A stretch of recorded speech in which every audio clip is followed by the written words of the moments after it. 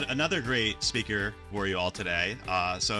Please put your hands together and welcome Ohio State Representative Jodi Whitted. And the title of her story is Being and Belonging. So,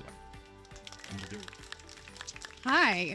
I didn't know that I was agreeing to follow Terry, but here we are. My name is Jodi Whitted, and my story is about how you can find community anywhere, and sometimes you have to seek it out, but sometimes you live in Madeira and it falls right into your lap.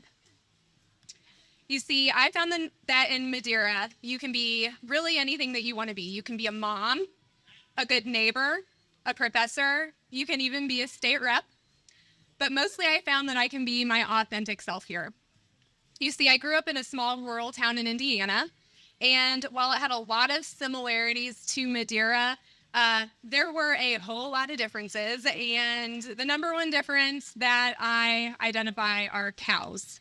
I can milk a cow, I can bottle feed a cow, I can round the cows up out of a pasture. I grew up playing in cornfields, running amongst bales of hay and going on a lot of tractor rides. We're not talking the tractor rides of blooms and berries. This was the real deal. You just don't see a lot of those things in Madeira. In Madeira, we might have squirrels and deer, but the closest thing to a cow is probably my neighbor's Mastiff George in the backyard.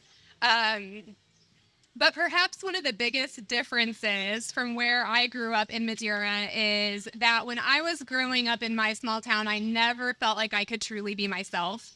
And I'm not naive enough to think that there aren't people with hate in their hearts everywhere. We've heard part of Terry's story, but I remember growing up and really thinking that something was wrong with me. I've known for a long time that I am a bisexual woman. And I bet that there are some of you here who know me, but maybe didn't even know that about me. I live in this community and married to my husband, Caleb, and I have 2 little girls, and I walk throughout my life with the privilege of being straight passing.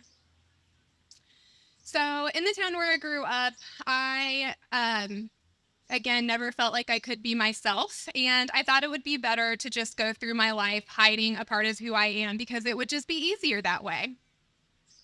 I was pretty resolute to just honor only one half of my identity.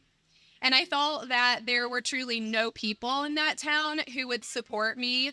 And I feel like that still, even when I go back to visit that small town today. And I can remember things like being a teenager and getting a haircut and cutting my hair off short.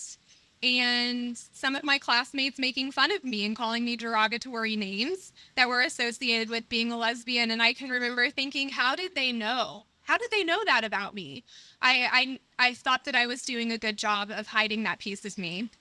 And I remember after that thinking that I really needed to dress a certain way so that nobody would suspect.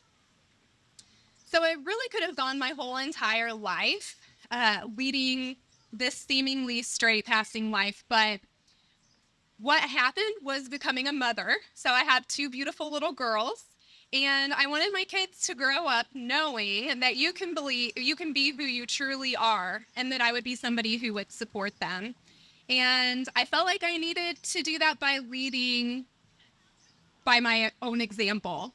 And so I made one of the hardest decisions of my life about 5 years ago. I decided to come out, and that was while I was living here in Madeira. So in my small town growing up, I couldn't be me, but here I look around right now and I see teachers, I see ministers, I see shop owners, I see people who are restaurateurs. There's probably some CEOs and some people pretty high up in the companies where they work out there. And I even see a state rep. And I know that all of these people are really passionate about supporting the people in Madeira and supporting them in being their true selves. And they're so supportive that we're going on year 4 of this event here in Madeira. And so you see that the one true thing that sets my small town upbringing apart from living and growing in this small town of Madeira is that I can truly be who I want to be here in Madeira. And maybe it won't always fall in my lap, maybe it won't always fall in your lap, but if you seek it out, there are people in Madeira who will love you and support you no matter who it is that you want to be. And I hope that you'll remember all these things about Madeira as well. I love you, Madeira. Happy Pride. What?